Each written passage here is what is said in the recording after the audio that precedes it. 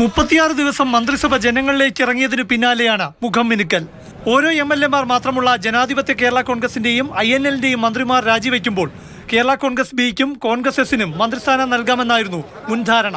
രണ്ട് കക്ഷികൾ ഈ ആവശ്യം LDF-ൽ നേരത്തെ ഉന്നയിച്ചതാണ്. അതിനാൽ നവകേരള സദസ്സ് തീർന്നതിന് പിന്നാലെ ഗതാഗത മന്ത്രി ആന്റണി രാജുവും തുറമുഖ മന്ത്രി അഹമ്മദ് ദേവർകോവിലും രാജിവെച്ചു. രാവിലെ 9:30 ക്ലിഫ് ഹൗസിലെത്തി ഇരു മന്ത്രിമാരും മുഖ്യമന്ത്രിക്ക് രാജിക്കത്ത് കൈമാറി.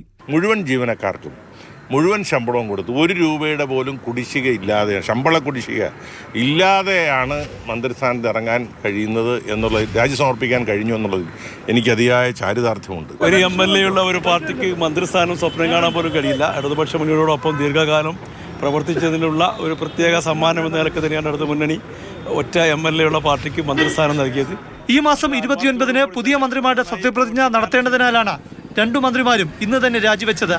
തുടർന്ന് ചേർന്ന ഇടതുമുന്നണി യോഗത്തിൽ കേരള കോൺഗ്രസ് ബി നേതാവ് KP ഗണേഷ് കുമാറിനെയും കോൺഗ്രസ് എസ് നേതാവ് രാമചന്ദ്രൻ കടന്നപ്പള്ളിയെയും മന്ത്രിസഭയിൽ ഉൾപ്പെടുത്താൻ തീരുമാനിച്ചു.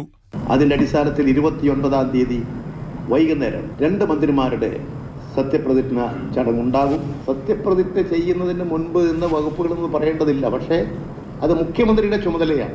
ഗണേഷ് കുമാറിന് ഗതാഗത വകുപ്പും രാമചന്ദ്രൻ കടന്നപ്പള്ളിക്ക് തുറമുഖ വകുപ്പും നൽകും. നവകേരള സദസ്സിന്റെ ഊർജ്ജത്തിനൊപ്പം മന്ത്രിസഭയിൽ പുതിയ അംഗങ്ങളും സർക്കാരിന് പുതിയ ഉണർവേകുമെന്നാണ് LDF-ന്റെ പ്രതീക്ഷ. പക്ഷേ പുതിയ 2 മന്ത്രിമാർക്കും കാത്തിരിക്കുന്നത് ഒട്ടേറെ വെല്ലുവിളികളാണ്.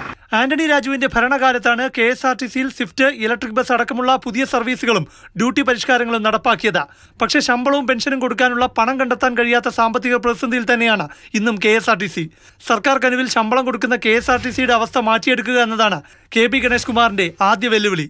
ഇഴഞ്ഞിഴഞ്ഞ് നടപ്പാക്കുന്ന വിഴിഞ്ഞം തുറമുഖത്ത് നിർമ്മാണ സാമഗ്രികളുമായി ആദ്യ കപ്പൽ എത്തിയതാണ് അഹമ്മദ് ദേവർകോവിലിന്റെ പ്രധാന നേട്ടം. പക്ഷേ തറക്കല്ലിട്ട് 8 വർഷമായിട്ടും പൂർത്തിയാക്കാത്ത ആദ്യഘട്ട തുറമുഖ നിർമ്മാണത്തിന്റെ കമ്മീഷനിങ് നടത്തേണ്ടതുണ്ട്. അടുത്ത 2.5 വർഷക്കാലം കൊണ്ട് വിഴിഞ്ഞം രാജ്യാന്തര തുറമുഖമാക്കി മാറ്റുക എന്നതാണ് പുതിയ മന്ത്രി നേരിടുന്ന പ്രധാന വെല്ലുവിളി. അതെങ്ങനെ അതിജീവിക്കുമെന്ന് അടുത്ത 2.5 വർഷം കാണാം. ക്യാമറമാൻ MS സുഹിത്തിനൊപ്പം പ്രശാന്ത് കൃഷ്ണ, മാതൃഭൂമി ന്യൂസ്, തിരുവനന്തപുരം.